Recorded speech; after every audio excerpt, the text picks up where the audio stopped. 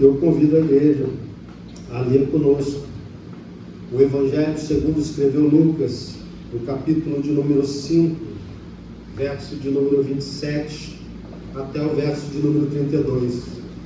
Mais uma vez, peço perdão aos irmãos, eu tiro e coloco o óculos, e eu prometo que eu vou fazer um para perto e para longe. Estou resistindo, porque o dia que eu colocar perto e para longe, eu vou ter que ficar com ele o tempo inteiro. Eu não quero ficar com óculos, mas não tem jeito, a idade vai chegando. Amém? Todos encontraram? Evangelho segundo escreveu Lucas, capítulo 5, do verso 27, até o 32.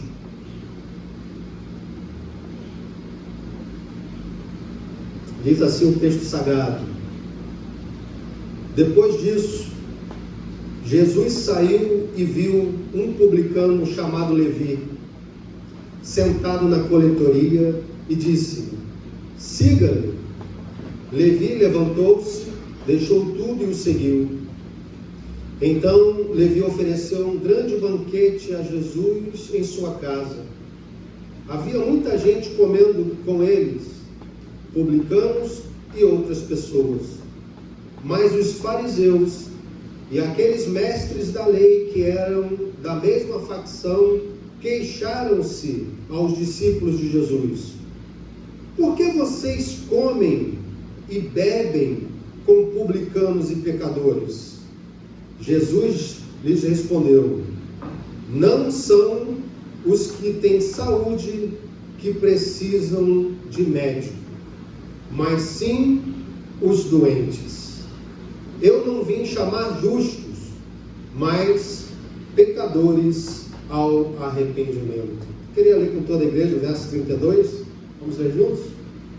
1, 2, 3 e... Eu não vim chamar justos, mas pecadores ao arrependimento. Amém, amém.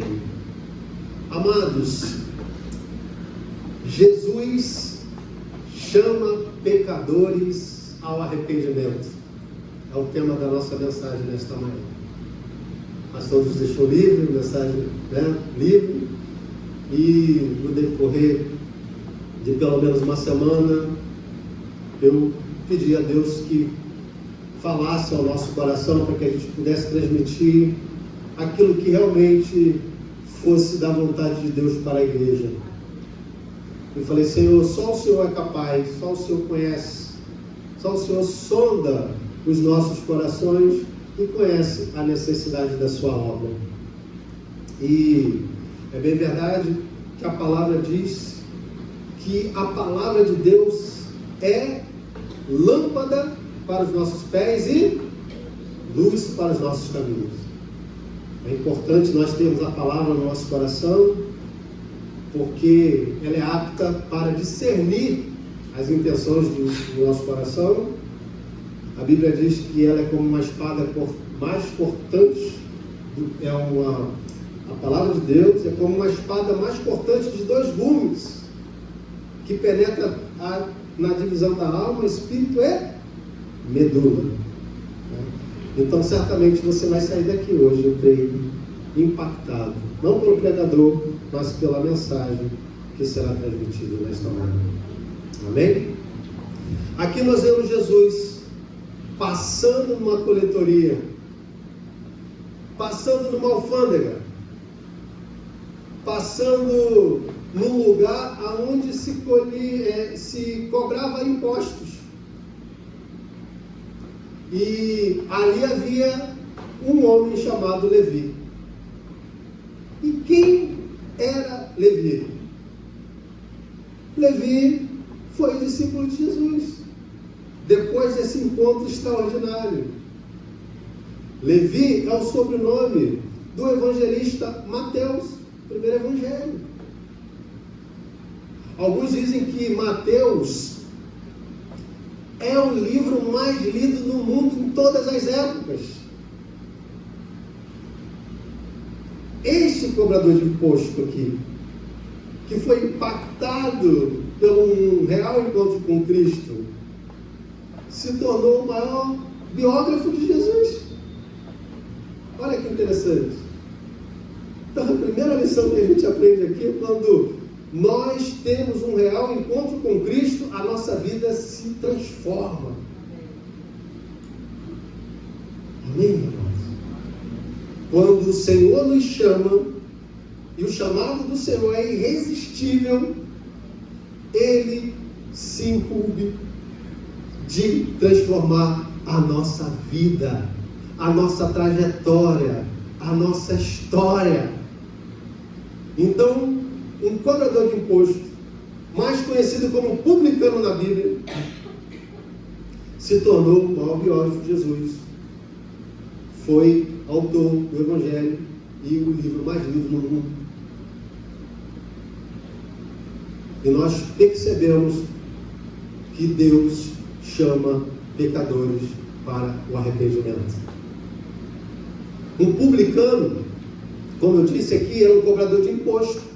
Digamos que ele era um auditor fiscal hoje. Um auditor, um cobrador de imposto que ficava na alfândega. Um judeu queria passar e encontrar uma besta fera, mas não queria se deparar com um publicano. O publicano, ele era tido como um traidor da pátria. O publicano, ele era tido como uma pessoa pecadora, contaminada para os judeus, porque ele estava a serviço do Império Romano. E é interessante que quem paga o imposto sempre sofre mais, né? O publicano, no caso aqui Levi, ele estava ali na coletoria cobrando imposto, mas ele tinha que repassar esse imposto para o chefe dos publicanos, que por sua vez tinha que passar para o servidor do Império Romano. Ou seja, quanto você imagina que Levi estava cobrando o imposto de um cidadão comum ali naquela coletoria? Ele tinha que tirar o dele, tinha que tirar o do chefe dos publicanos, tinha que tirar do servidor do Império Romano. Então o imposto era pesado, e isso tornava o publicano mais indesejável ainda. E Jesus, ele vai ao encontro de um publicano que era rejeitado, que era tido como corrupto, que era tido como um cara que extorquia. E ele chega para Levi e diz: segue-me, e ponto. Não dá satisfação, explicações, nem para Levi e nem para ninguém, nem para o chefe, nem para os religiosos da época, nem para os seus próprios discípulos. Ele simplesmente diz, vamos ver, depois disso Jesus saiu e viu um publicano chamado Levi sentado na coletoria e disse-lhe: siga-me. E ponto. Chamado irresistível de Deus para aqueles que o Senhor salva. Amém? E Levi foi. E aqui Levi se levantou, deixou tudo e seguiu. Quando Deus nos chama, quando Deus quer que o sigamos, nós não podemos olhar para trás. Nós temos que deixar tudo e segui-lo, confiando que Ele é o Senhor. Amém? Ele olhou para trás, não quis saber de título, não quis saber de recursos financeiros, materiais. Ele simplesmente seguiu Jesus. E aqui nós vemos que Levi, em seguida, pela alegria de ter recebido Jesus, ele oferece a Jesus o quê? Um banquete. E na sua casa ele recebe Jesus. E havia uma multidão ali. Então tinha Jesus, foi ao banquete, mas tinha os religiosos da época, os fariseus, os mestres da lei e outros tantos pecadores. E aí o texto vai dizer que esses religiosos, os fariseus, os mestres da lei, se incomodaram e se queixaram com os discípulos, dizendo: esse cara ele anda com publicanos e pecadores, ele anda com esses marginalizados da sociedade, com essa pior espécie de pessoas. E essa mesma turma aqui já havia abordado o Senhor anteriormente, porque Jesus havia dito que perdoaria o pecado de um paralítico. E os fariseus ficaram intrigados com isso. Como é que pode ele perdoar pecados? Só Deus pode perdoar pecados. Então, vamos voltar um pouco no texto, lá no verso 17, quando Jesus cura esse paralítico. Eu gostaria que você acompanhasse o verso 18 e seguir, para a gente poder compreender o contexto dessa passagem. Vieram alguns homens trazendo um paralítico numa maca e tentaram fazê-lo entrar na casa para colocá-lo diante de Jesus. Não conseguindo fazer isso por causa da multidão, subiram ao terraço e o baixaram em sua maca, através de uma abertura até o meio da multidão, bem em frente de Jesus. Vendo a fé que eles tinham, interessante que Jesus vê fé, hein? Vendo a fé que eles tinham, Jesus disse: homem, os seus pecados estão perdoados.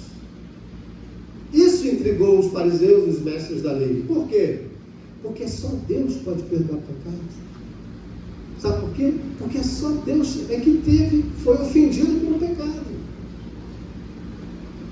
Um exemplo claro: se o Diego me ofende, só quem pode liberar perdão para ele sou eu. Se ela chegar para ele e falar: pastor Diego, eu vou te perdoar, mas ela não foi ofendida, quem foi ofendida foi eu. Então os fariseus ainda não tinham a percepção correta de que Jesus era o Deus que estava ali encarnado. E eles acharam que Jesus estava blasfemando.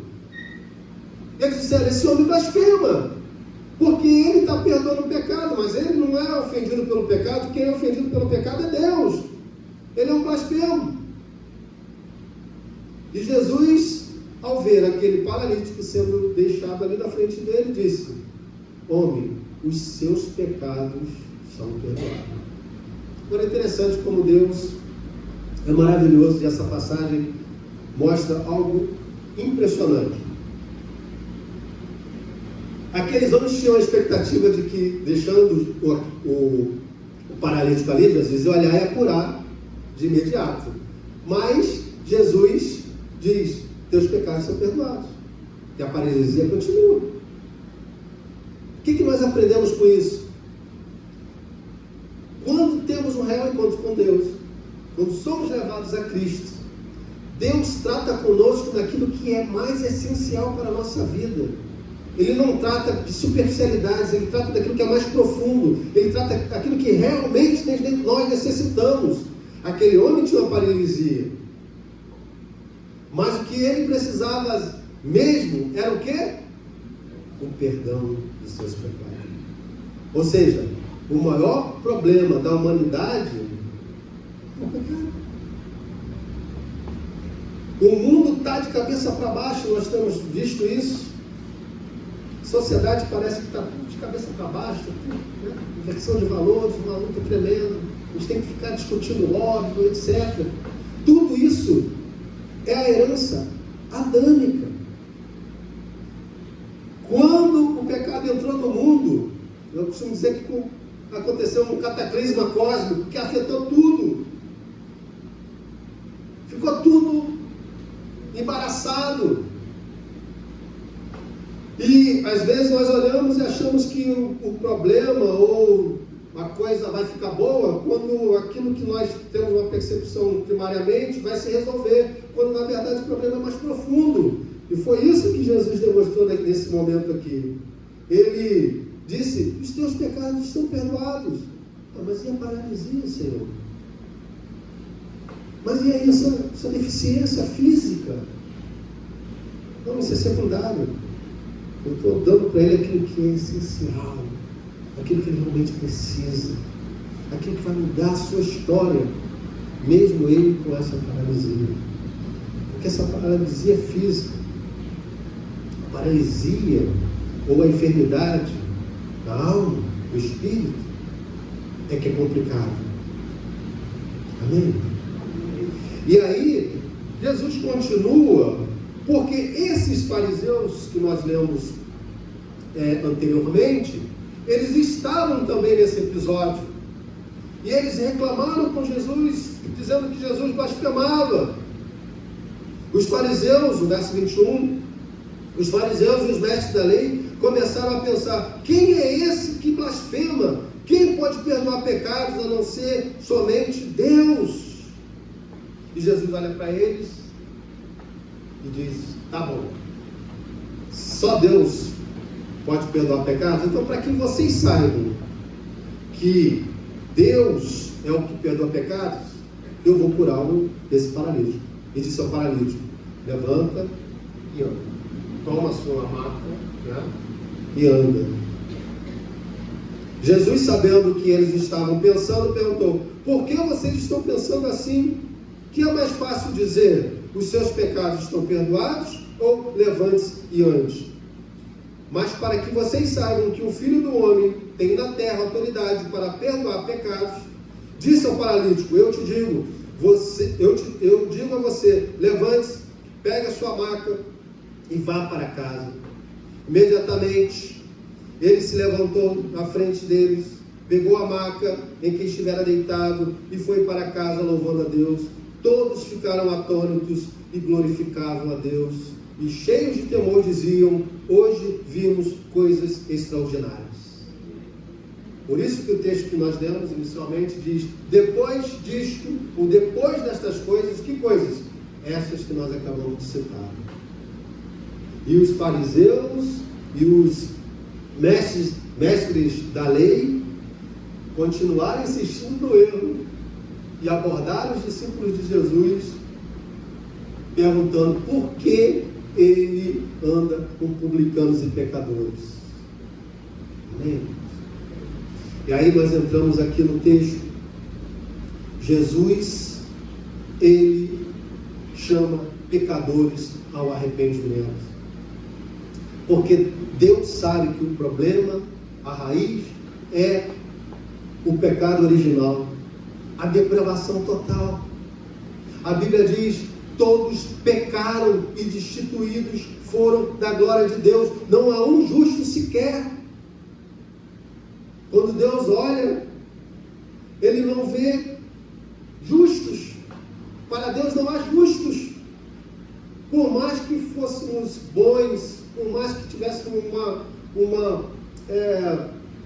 uma justiça acima de todos os níveis, nós ainda seríamos considerados pecadores.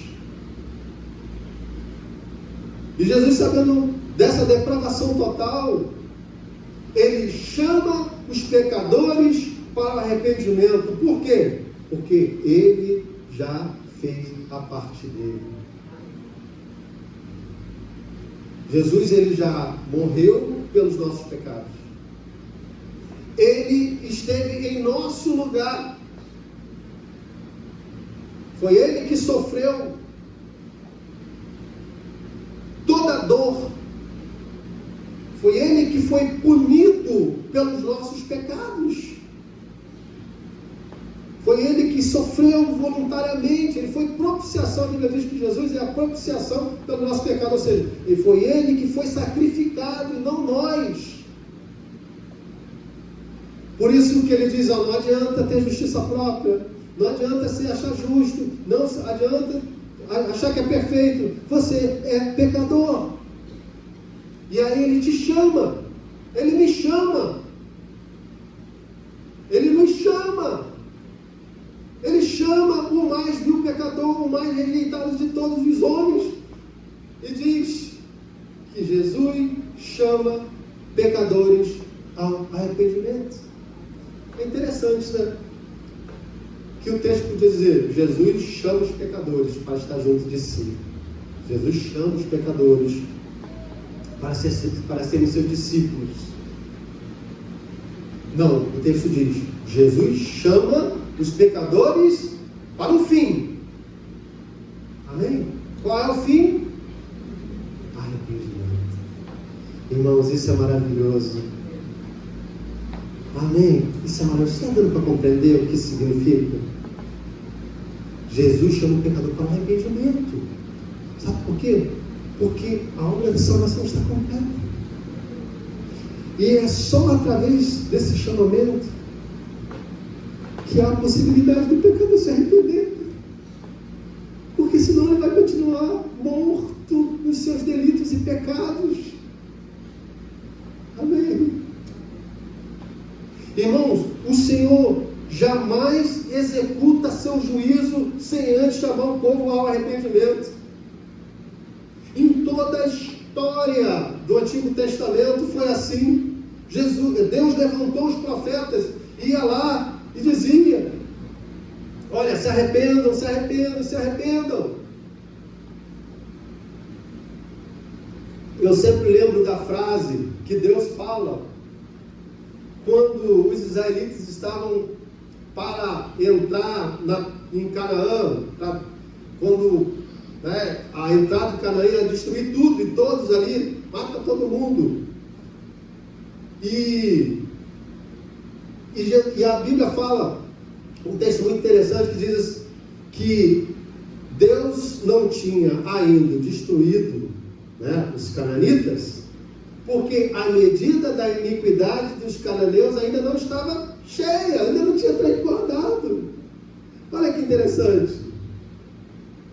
Deus não executa o juízo sem antes usar pessoas, sem antes usar os seus profetas, sem antes usar os seus ministros para chamar ao arrependimento.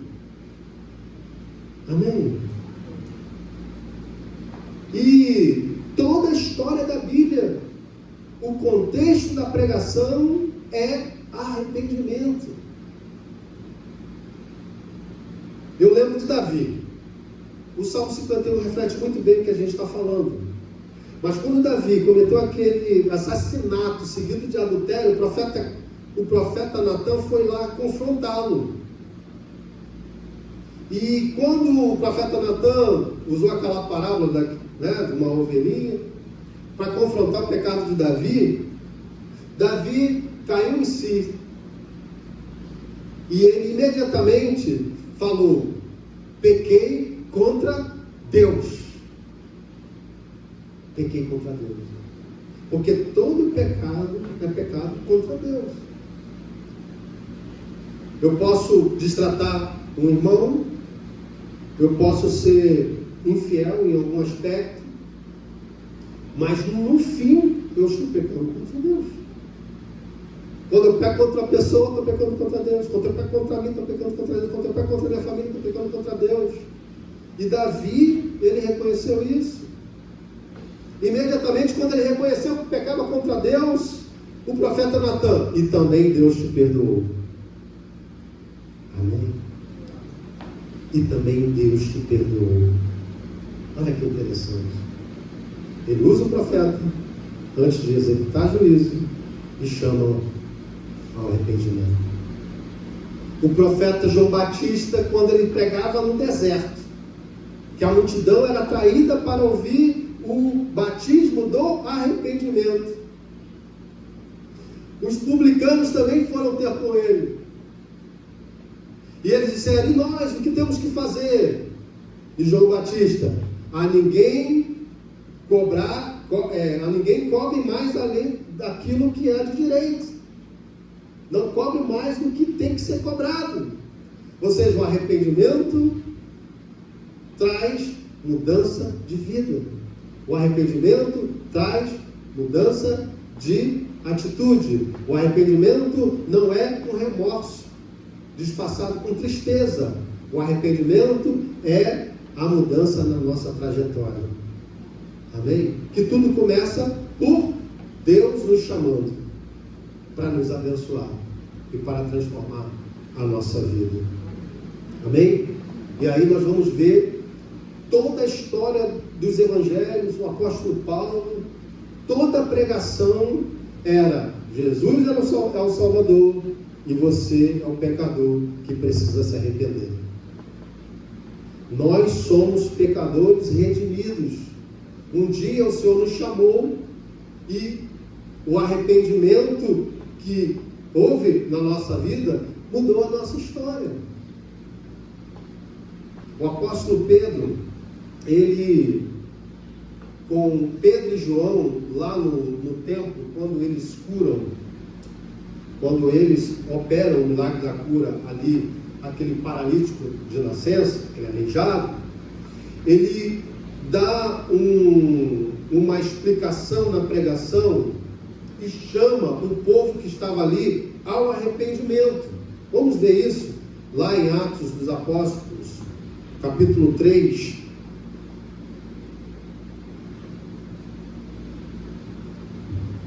É a tônica da mensagem do Evangelho. É Jesus chama pecadores ao arrependimento. Jesus chama pecadores ao arrependimento. Atos capítulo 3, verso 11.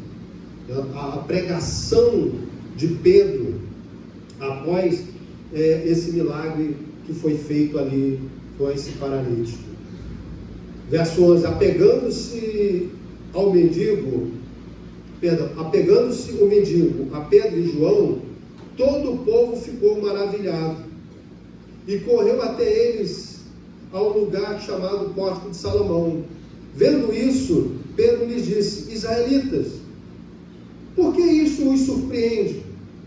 Por que vocês estão olhando para nós como se tivéssemos feito este homem andar por nosso próprio poder ou piedade? O Deus de Abraão, de Isaque e de Jacó, o Deus dos nossos antepassados, glorificou o seu servo Jesus, a quem vocês entregaram para ser morto e negaram perante Pilatos. Embora ele tivesse decidido soltá-lo, vocês negaram publicamente o santo e justo e pediram que fosse libertado um assassino. Vocês mataram o autor da vida, mas Deus o ressuscitou dos mortos, e nós somos testemunhas disso. Pela fé no nome de Jesus, o nome curou este homem que vocês veem e conhecem. A fé que vem por meio dele lhe deu essa saúde perfeita, como todos podem ver. Agora, irmãos, eu sei que vocês agiram por ignorância, bem como seus líderes, mas foi assim que Deus cumpriu o que tinha predito por todos os profetas, dizendo que o seu Cristo haveria de sofrer.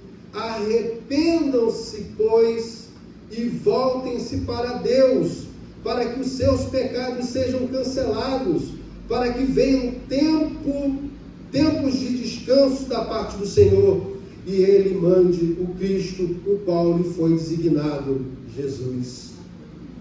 É necessário que Ele permaneça no céu até que chegue o tempo em que Deus restaurará todas as coisas, como falou há muito tempo por meio dos seus santos profetas. Aqui está o resumo da pregação do Evangelho. Nós éramos os marginalizados como Levi. Nós éramos os pecadores rejeitados. O Senhor nos chama irresistivelmente e nós o seguimos. E Ele diz: arrependam-se, e nós nos arrependemos. Recebemos o tempo de refrigério e aguardamos aquela gloriosa entrada na presença de Deus, naquele glorioso dia do arrebatamento da sua igreja. Amém, queridos? Você pode dar uma salva de palmas para Jesus, agradecendo a Deus por isso. Glória a Deus. E hoje, amados, Deus também nos chama para uma reflexão. Deus também nos chama para voltarmos para Ele. Muitas das vezes nós pecamos de forma imperceptível, ou achamos que nossas atitudes não têm a ver com o pecado, mas muitas das vezes nós estamos pecando contra o Senhor. E aí eu gostaria que nesta manhã nós fizéssemos essa reflexão e buscássemos arrependimento. Se nós já fomos alcançados por Cristo, se nós já recebemos a regeneração, se nós já recebemos a santificação, se nós já recebemos a justificação, Jesus falou que agora nós não precisamos ser mais lavados por inteiro, mas só tirar a poeirinha do pé. Amém? Vamos tirar essa poeirinha do pé hoje para a glória de Deus. E para você que ainda não recebeu esse chamado, Deus te chama hoje. Assim como chamou Levi, não importa qual a tua condição, não importa a condição do pecador, por mais que seja um vil pecador, como Davi pecou, como tantos outros homens pecaram na história da Bíblia, e mesmo assim Deus não rejeitou, não os rejeitou. Deus chamou, vem e segue-me. Você é pecador? É você mesmo que eu estou te chamando para o arrependimento. Você é marginalizado? É você mesmo que eu te quero.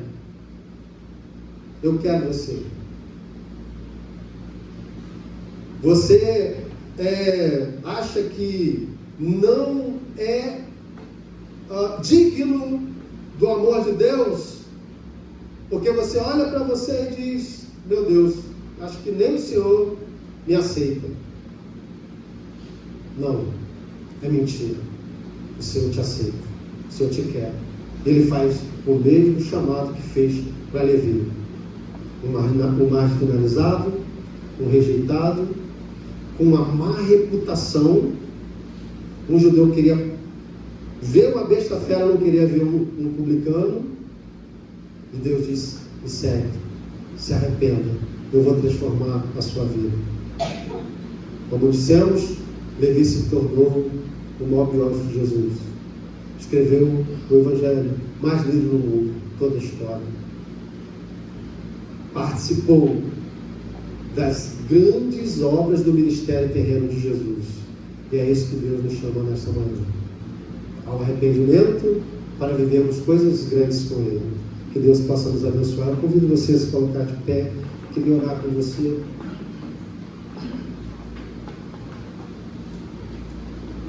Feche os seus olhos, cubra a sua cabeça e reflita sobre isso. Quando eu estava formulando aqui essa mensagem, pedindo a Deus, Deus me fez lembrar dos maiores problemas que eu tive na minha vida. Tudo fruto de pecado. 70% dos nossos problemas não existem, são frutos da nossa imaginação. Os outros 30%, ou é por pecado, ou é por mais escolhas, mais decisões, algumas coisas nesse sentido. Então, parte dos nossos problemas estão voltados pela essa natureza adâmica que tem a capacidade de nos atrair para o abismo. Essa natureza adâmica que muitas das vezes compromete, não é pelo que a gente faz, mas pelo que na essência nós somos. A nossa existência foi manchada pela a nossa herança adâmica. Por isso que esse tabernáculo de barro vai se desfazer. E é isso que eu oro nesta manhã, para que você sempre busque o arrependimento e sempre esteja em plena comunhão com o seu Senhor, para a glória dele. Salvador, te damos graças e te louvamos e pedimos que o Senhor, que nos atrai irresistivelmente para a tua presença e nos chama ao arrependimento, nós queremos, ó Deus, o teu perdão, queremos a tua graça, queremos o teu amor, queremos uma transformação radical em nossa postura, em nossa conduta, queremos integridade, ó Deus. não para sermos melhores do que ninguém, mas para correspondermos à tua expectativa, para sermos instrumentos vivos nas tuas mãos, como diz o apóstolo Paulo, que o Senhor usa vasos de barro, mas vasos limpos e santificados. Por favor, Senhor, chame o mais vil pecador deste bairro para ouvir a tua voz e se arrepender dos seus maus caminhos. E a tua igreja, Senhor, que tu possas continuar santificando, possa continuar, ó Deus, limpando, lavando, para que nós sejamos luz neste mundo de trevas, sal neste mundo sem gosto, para que possamos continuar glorificando o teu nome, correspondendo o teu amor e expressando a tua bondade na face dessa terra. Senhor, eu não sei a condição de que as pessoas entraram aqui nesta manhã, mas que o Senhor possa perdoar, Senhor. Não existe, ó Deus, pecado que o Senhor não possa perdoar, a não ser a blasfêmia contra o Espírito Santo. Ó Deus, o Senhor é poderoso para perdoar os pecados, porque o nosso grande problema talvez não é uma paralisia física, talvez não é uma enfermidade física. O nosso grande problema muitas das vezes está em nós darmos lugar à nossa concupiscência pecaminosa e humana, essa que nos conduz facilmente para o inferno, Senhor, para os abismos profundos da vida. Que o Senhor possa, Deus, tratar conosco nesta manhã, para que saiamos daqui felizes, alegres, leves, para que saiamos daqui, ó Deus, com a certeza de que o Senhor é Deus poderoso para perdoar pecados, porque o nosso pecado te ofende, mas, ó Deus, a tua graça, ela nos liberta, porque onde abundou o pecado, superabundou a graça de Deus. Que Deus possa abençoar a sua vida. Você pode tomar o seu lugar. Amém.